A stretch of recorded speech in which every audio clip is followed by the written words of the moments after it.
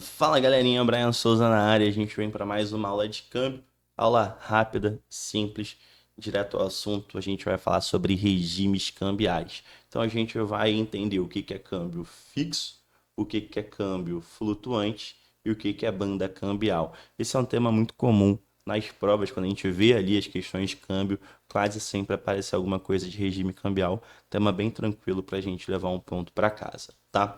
Vamos começar aqui com o câmbio fixo, né? O que é algo fixo? Algo fixo é algo fixo, né? É algo que não se move. E é mais ou menos essa pegada mesmo, essa lógica. Dentro do câmbio fixo, o governo define um valor fixo de conversão entre a moeda local e o seu par estrangeiro. Quando a gente fala em câmbio, principalmente, tá, galera? A gente costuma fazer essa comparação do par estrangeiro com o dólar, tá?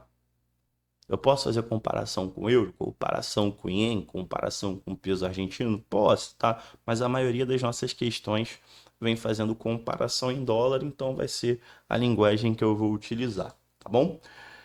E como que faz isso, né? Ele utiliza de uma maneira artificial. Então, ele mantém esse câmbio fixo artificialmente, fazendo o quê? Utilizando as reservas financeiras que o governo tem.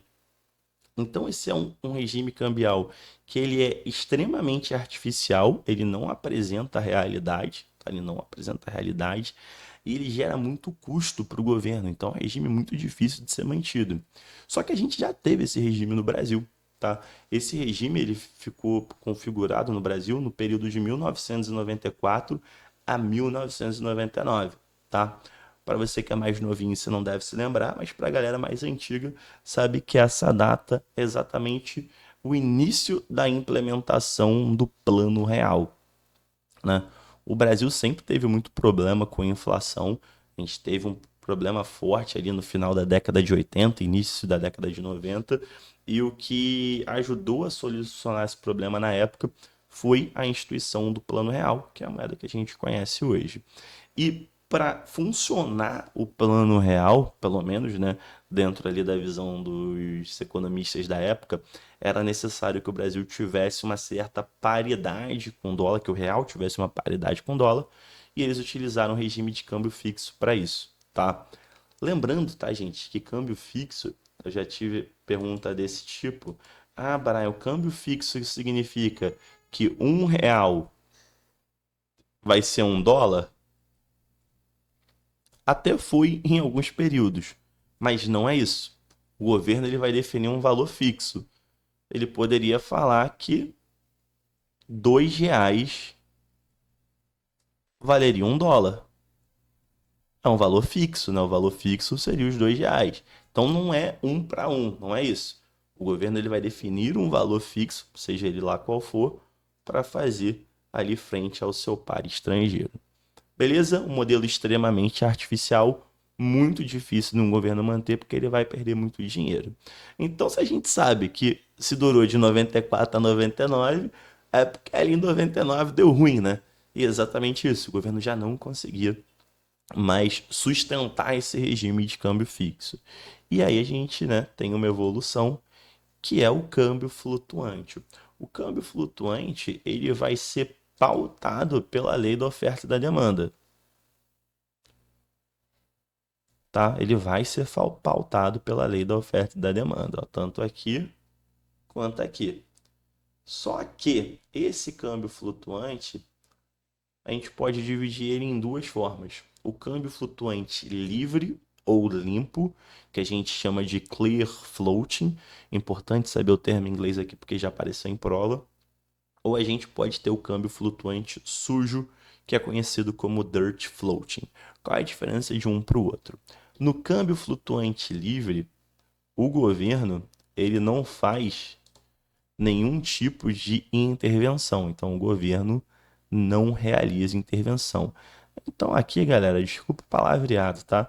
Mas aqui a porradaria come. Então, assim, ou o dólar vai subir muito ou vai cair muito, o governo não vai interferir. Ele deixa que a oferta e demanda defina o preço, tá? Só que o que que acontece? A gente vai estudar mais para frente que o câmbio de um país ele vai influenciar em várias coisas, inclusive nas ações de importação e exportação. Então, deixar assim o câmbio também solto, né? Deixando o mercado levar, é um pouco perigoso, né? Acaba aí que a autoridade monetária não tem, né, muito recurso para exercer uma política cambial. Então, a gente tem ali o câmbio sujo, né? Que é o quê? Que é quando a gente tem essa lei da oferta e da demanda, só que aqui a autoridade monetária do país, ó, a autoridade monetária do país, pode dar uma travadinha, a autoridade monetária do país, ela influencia. Quem é a autoridade monetária do nosso país, né? Quem executa a política cambial do nosso país é o Banco Central. E como que ele influencia nessa oferta e demanda? A gente já viu, né? Ele compra e vende moeda estrangeira.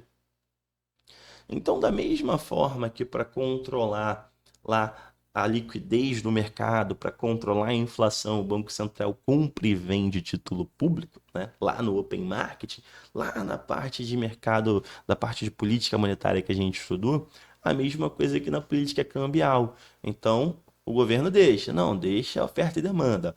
Opa, o dólar começou a descambar para cima. Opa, o dólar começou a descambar para baixo. O Banco Central vai lá e vai comprar ou vender para tentar deixar o câmbio mais equilibrado.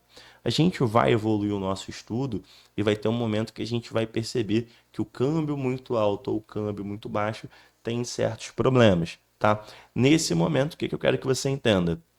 Que o nosso regime cambial está mais para esse caminho do câmbio flutuante sujo, porque ele segue a lei da oferta e da demanda, mas o Banco Central tem uma interferência. Beleza?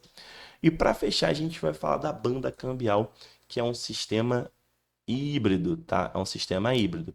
Então a banda cambial ela vai ficar entre o câmbio fixo e o câmbio flutuante. Complicou, né? Complicou não. Quer ver? Vai ser bem tranquilo. Imagina que eu defino, tá? Eu, Banco Central, se eu exercesse, né? Se eu tivesse uma banda cambial, que não é o caso, mas eu falo assim, ó. Se o dólar tiver entre R$ 2 e R$ 3, ele pode variar tranquilamente. Não pode ficar nem mais barato nem mais caro do que isso. O que eu estou falando? Que dentro dessa faixa daqui, ó, falando só, dentro dessa faixa daqui, ele pode flutuar, tá tranquilo. Dentro dessa faixa daqui, eu deixo ele se comportar como câmbio flutuante, beleza? Mas se ele quiser descambar para cá ou descambar para cá, eu travo, né? Eu travo. Então, qual é o comportamento dele? Nos pontos estabelecidos, como limite máximo e limite mínimo, eu tenho uma visão de câmbio fixo. Eu não deixo. No entanto, dentro dessa faixa, ele funciona como um câmbio flutuante. Então, ele junta os dois sistemas, por isso que ele é considerado um sistema híbrido. Lembrando que para esse modelo a gente chama de banda cambial. Tranquilo? Só isso? Só isso. Parece que câmbio é mais fácil do que você imaginava, né? E na próxima aula a gente vai falar sobre PTAX, que é uma importante modalidade de taxa de câmbio, e outras taxas de câmbio, como câmbio interno, câmbio externo. Tranquilo? Qualquer dúvida, deixa aqui nos comentários. Lembrando que a gente tem links bem importantes aqui na descrição, como o Manual dos Bancos, né, para quem quiser fazer aquisição, e também ali o Instagram e o Telegram. Lembrando que o Telegram eu posto pouquíssima coisa lá, não é para ficar perturbando vocês, mas todo o conteúdo que eu crio, apostila, simulado, eu disponibilizo no Telegram. Então é bacana você acessar lá para ter acesso aos materiais que já foram disponibilizados aqui no canal. Tranquilo? Forte abraço, bons estudos e até a nossa próxima aula.